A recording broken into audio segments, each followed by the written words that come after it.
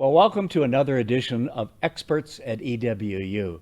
I love this series because I get to meet some of the most fascinating professors and others at Eastern, and great variety of folks, great backgrounds, sometimes even great sense of humor. So we'll find out if David has that today. This gentleman, Dr. David Line, let's get it right? Uh, Last few times we've talked, I think we've talked, what, 3 or 4 times. Yes, we have. You've been somewhere. You've been to Arizona. You were at home, I think, for a while. Welcome to COVID, right? And how that's operating. This is the first time I would have recognized you on the street. This is the first time live here. Welcome. Thank you. Is it kind of good to be back a little bit in Spokane, a little bit more than? It is. It is, yeah. I've been back for about 4 months now. But have you? Okay. Here we are. Things have changed, but they haven't. We're still dealing with COVID-19.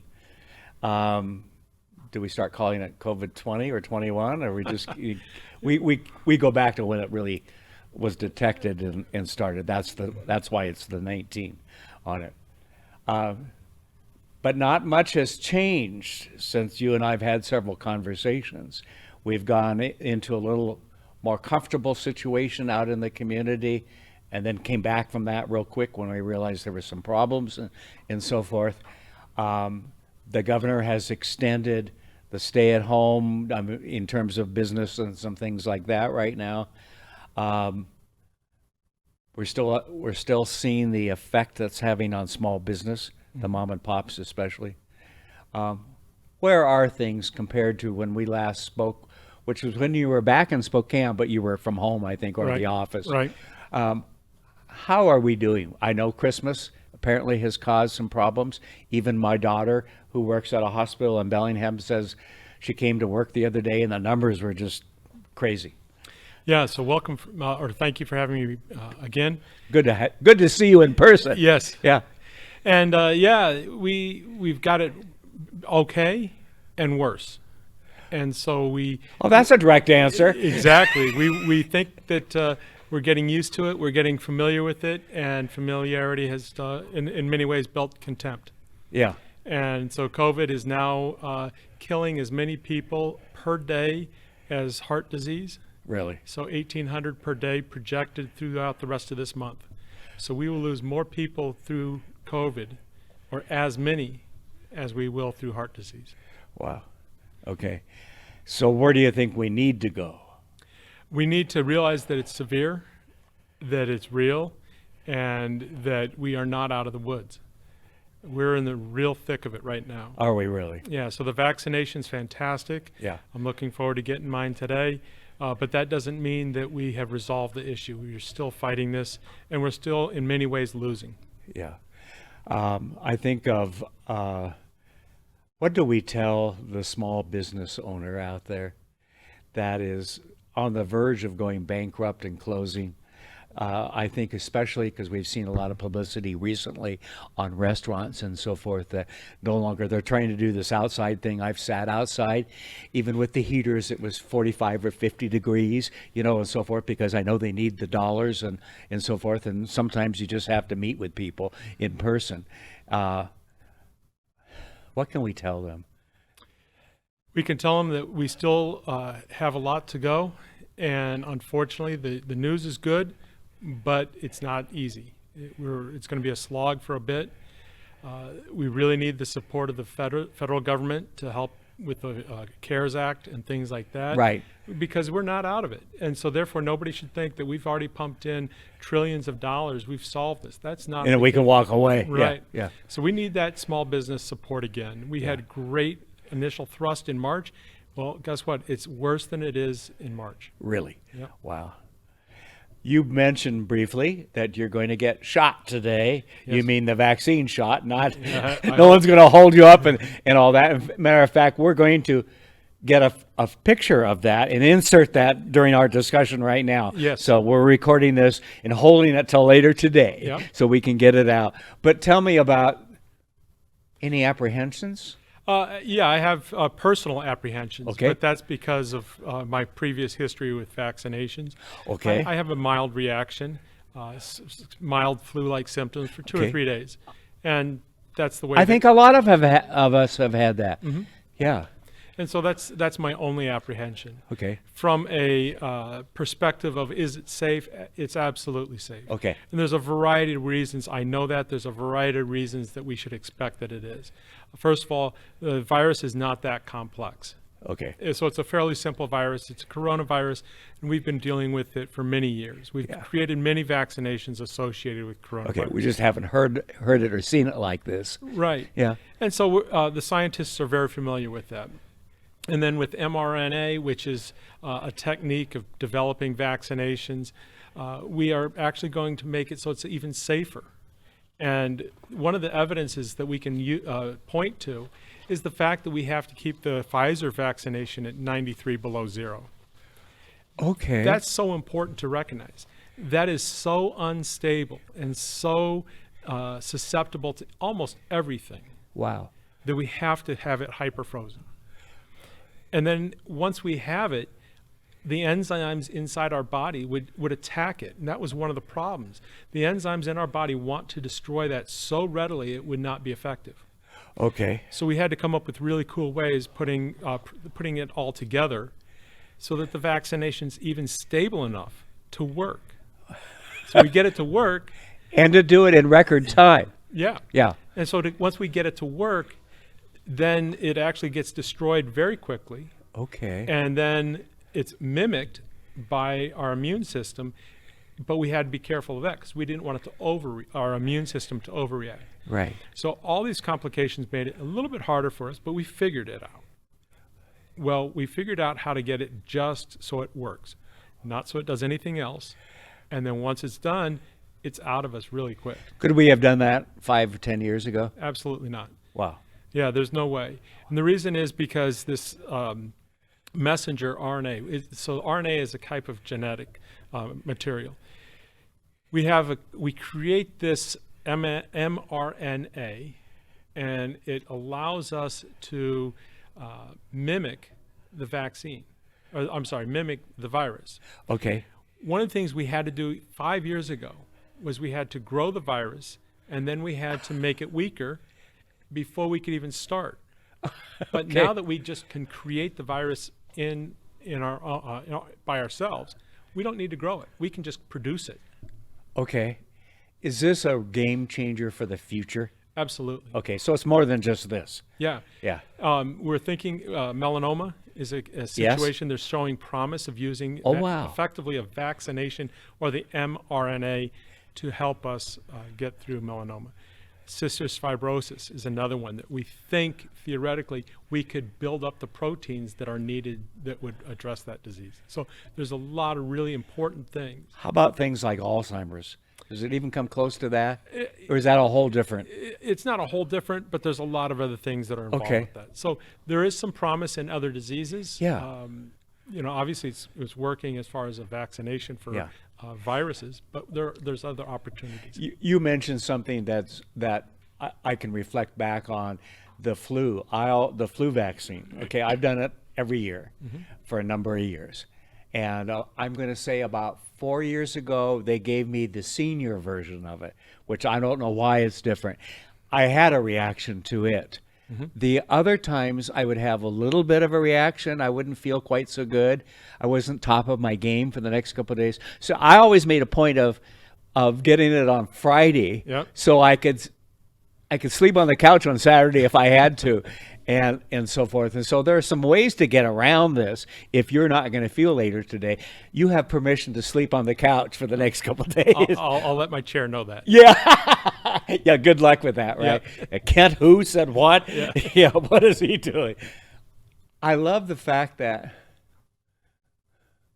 we have discovered a way to treat things that is a game changer and sets the future just so different than before. Because yes, we have the current issue with COVID-19 and so forth, but what you're saying is that this is opening up a whole world that will be different in the next couple of years. for other diseases, at least the possibility. Maybe not all of them, but the possibility, which, as you know, means other things will happen down the line. How much does that surprise you? It doesn't. And the reason it doesn't is because we've constantly been able to Okay. build on what we already had Yeah. and address the issues that we've been facing. So we've looked at smallpox, and we had virulation for a very, very long, 1,000 years. And then we figured out that vaccination was a better approach. And so instead of using live smallpox virus, we would actually just come in and use the smallpox. And that made it so it was a ton safer, and you didn't have the community spread that we had with virulation. So that was in the 1790s. So this I is, remember those days. No. I won't go there. Yeah, good. Thank you. Yeah, so there's a lot of things that we've always been building on, Yeah. and we are constantly building. What's concerning is that we don't know what's coming up next. Yeah. So it's not what's behind us that's threatening. Yes. It's what's coming future. Our mRNA will be a big help, but there's going to be concerns that we don't even know are there yet. Because that allows us some new choices and new opportunities maybe to build on. Yeah, so we can produce the mRNA rather quickly. Okay. That's what's happened. That's one of the reasons why we brought this vaccination to the table so quickly. So we were able to produce it in the lab right off the bat. We didn't have to grow the virus and then destroy, Right. weaken it. With that, we can grow it for almost any. And you add to that the ability to do genetic coding. And so in China, they had the genetic code for the COVID virus done in early January. And then with internet, it was in Boston that afternoon. Yeah. And, Yeah. and so I remember you talking about that. I mean, with today's internet and everything else, it doesn't have to be flown or shipped, does it? Yeah. And so we can now code genetics within hours as opposed to within days or months. Oh, wow. We can do it at all. That's amazing. Yeah. So then everything just builds on itself. So it's really fantastic that we can do this.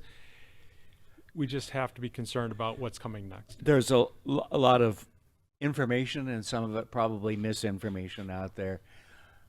Should most people be getting this when it's available for their group, or who shouldn't? Are there some folks that shouldn't? I'm sure there are folks that should not. I'm not going to go down that road as far as who shouldn't. Yeah. But as far as most people, yes, absolutely. Yeah. The way I look at it is, if I was to have an allergic reaction, an anaphylactic reaction, if you will, we know how to deal with that Yeah. a lot better than we know how to deal with COVID. Yes. And so it's a lot safer for me to get a vaccination and have the small potential.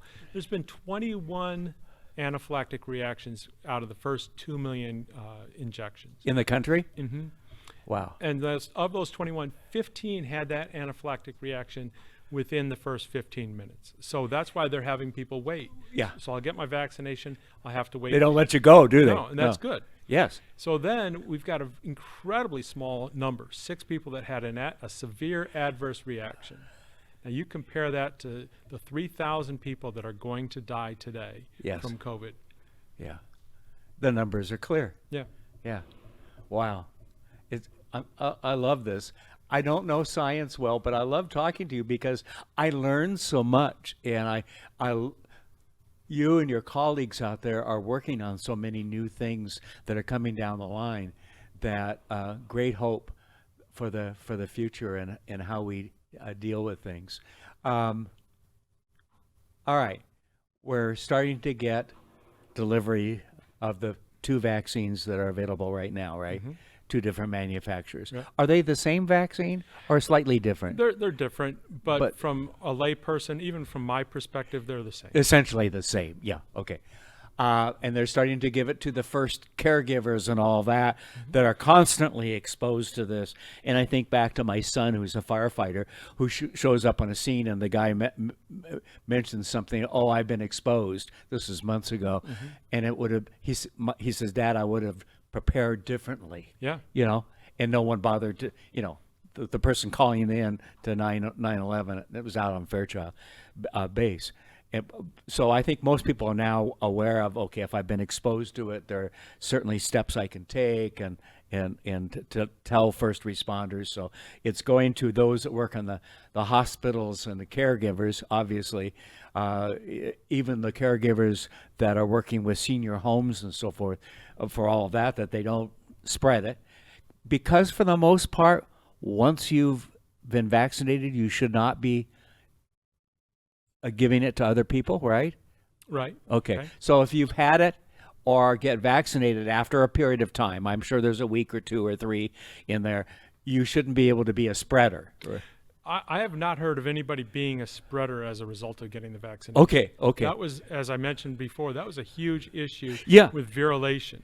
It is not an issue at this point. Okay. We would have heard a lot more about that if Yeah, it was. yeah, because people would have been pointing at it. Yeah. Let's face it, with the news, it's Yeah, we talked man bites dog, not dog bites man. That everything gets overplayed and so forth. Yeah, so we know about the anaphylactic reaction that Yeah. happened in Anchorage. That's one person.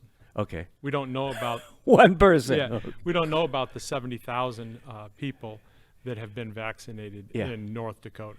Yeah. Wow. Okay. So, where are we going? If you know, who gets it next? I've heard in our area here, it's 75 and older. I'm 74 and a half. So I kind of figure it might be February or March, but I don't know. Yeah, so Who's next, I guess? That's the question they all want to know out there, and I don't know that we all even know that, even if you're first right in the middle of it, right. So there's a lot of ways we can calculate this out. Okay. And in the 1990s, we came up with the disability adjusted life years, dailies. So the disability adjusted life years allows us to figure out how much a disease will impact a community. Okay. And so if you have somebody who is highly susceptible to COVID, such as someone in a retirement center, they have a high susceptibility, and you multiply that by their projected or anticipated life years left. Right. And so let's say they're going to live projected to live 10 more years, but they have a 1 in 3 chance of getting it. You multiply those two, and you get a daily. Okay. We do the same thing for prisoners, inmates, people that are incarcerated. Because they're all close together. Mm-hmm. Yeah. So they're highly susceptible, and they have a lot more years anticipated life. And so therefore, they're going to have a higher daily. Okay. And so therefore, they should be vaccinated earlier.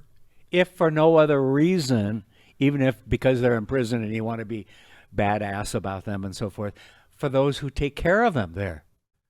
Yeah. I mean, the guards and the nurses and everything else, not to spread to them. Right. I mean, so you what? you could calculate that out also. You could Yeah. add that into your calculation. Wow. That's why medical providers are getting it first, Right. because we have the propensity to spread it to a whole lot of people Right. because we have a greater exposure rate. Right. So those are the calculations, the epidemiology, if you will, that goes into this process. This is not new. The beauty is that this has been tried and tested. Okay. So we've had it for over 25 years, and we just need to implement that. And so when we implement that, we can calculate out a number which will tell us who should get the vaccination. Are we doing that though? Uh-huh. Oh, absolutely. Okay. Yep. Okay. Because I saw somewhere yesterday that our governor here, we've received more vaccines, and much of it hasn't been distributed out. Yeah, so Washington's got about 33% of the vaccines distributed, Okay. which is Okay. not very good. Yeah, North I Dakota's- would think you would want to get it out there because you can't give it to anybody sitting in a vault somewhere, right? Right. Yeah. Yeah, and so as a nation, we've relatively failed at that. The Dakotas are at 71 and 73, or 70 and 73%. Oh, wow. So they've done very well with their allotment. Yes. Actually, the incarcerated, federally incarcerated people have the highest. They've got 93% of them vaccinated, or 93% of their allotment of vaccination has been distributed. Okay, right. So we can achieve a very high level, and we need to, but we haven't reached that yet. Yeah. Wow. Okay, so that's really kind of what's slowing us down because more vaccine is being made, including here in Spokane, which I thought I hadn't put that together, and I'm going, yes, of course, Right. and which I don't know gets mentioned around the country, but it's kind of fun for the inland Northwest that it's coming from here. Right. So- We've had a lot of firsts in Spokane. Right. We had some of the first patients come here, and now we have that. Yeah, yeah. Okay, so what's next for us? What do we need to worry about next? We need to worry about letting our guard Other down. than somebody is drilling into our wall here. Oh, yeah. That's what you hear in the background in case you hear a noise. Okay.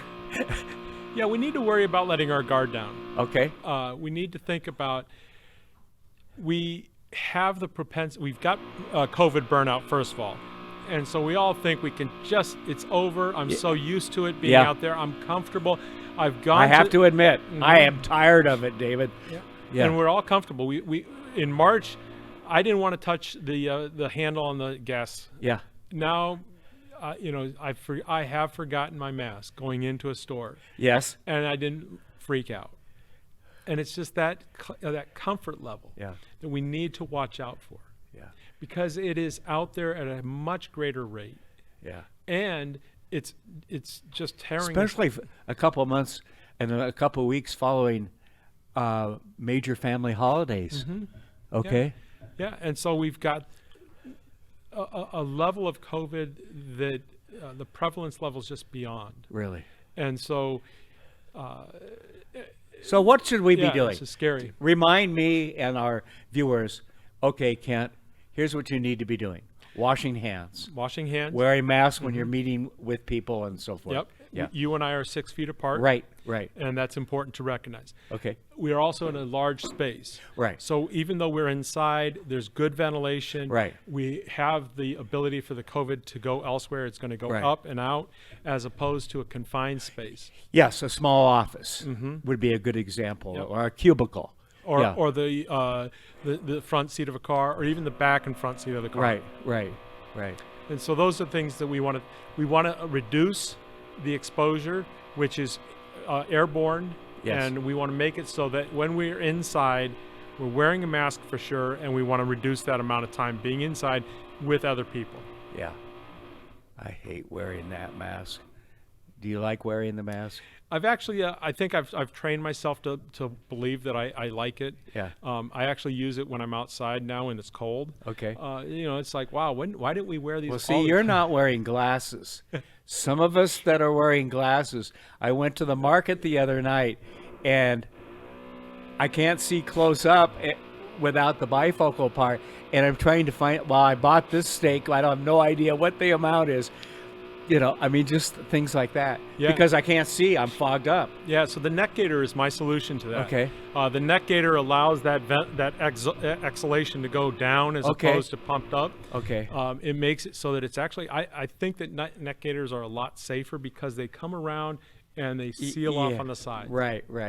Because if you see the frosting on your glasses, things are getting out. It doesn't take, Exactly. a Yep. doctorate to figure that out, right? Right. Even I can figure it out. Right. Wow. And so the mask has too many vents or too many natural holes Yeah. that a neck gaiter doesn't. Right.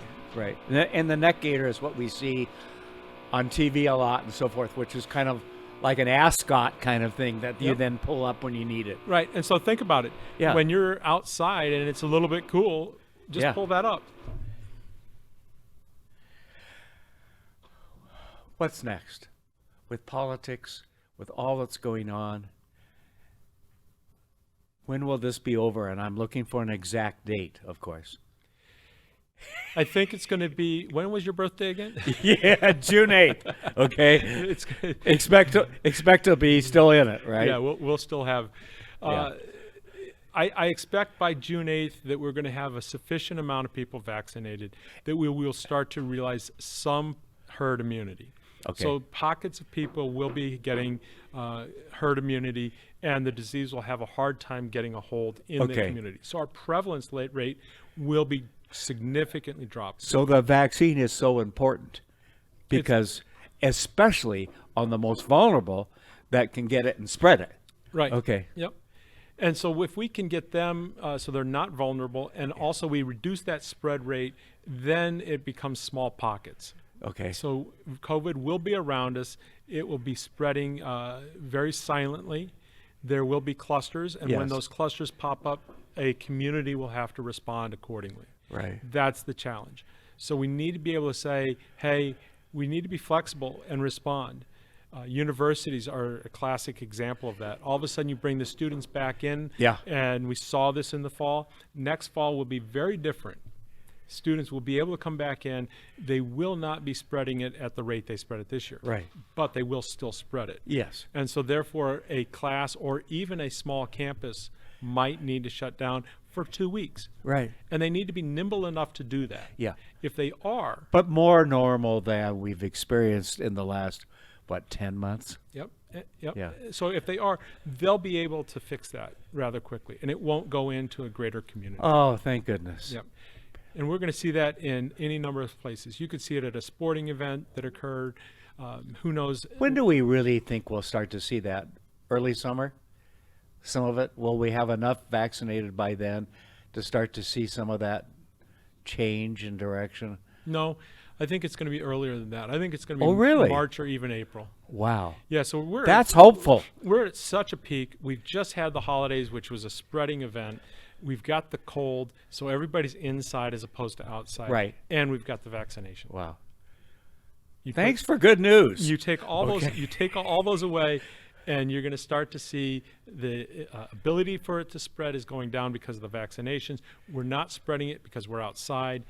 It's just going to go well. Yeah. David, nice to meet you in person you. instead of on a TV set and so forth. I'm so fascinated with all the information. I learned something, and I know our viewers learn something every time. Here's what I'm going to propose to you. As you start to see things change, would you call me up and come back on? Okay, because you'll see it. You'll see it start to go enough days or weeks to say, okay, Kent, time for me to come back. We're starting to see that change that I promised. Okay. Let's aim for Valentine's Day. After I Oh. think I'll be getting my second vaccination right before then. And we Okay. can talk about that. Okay.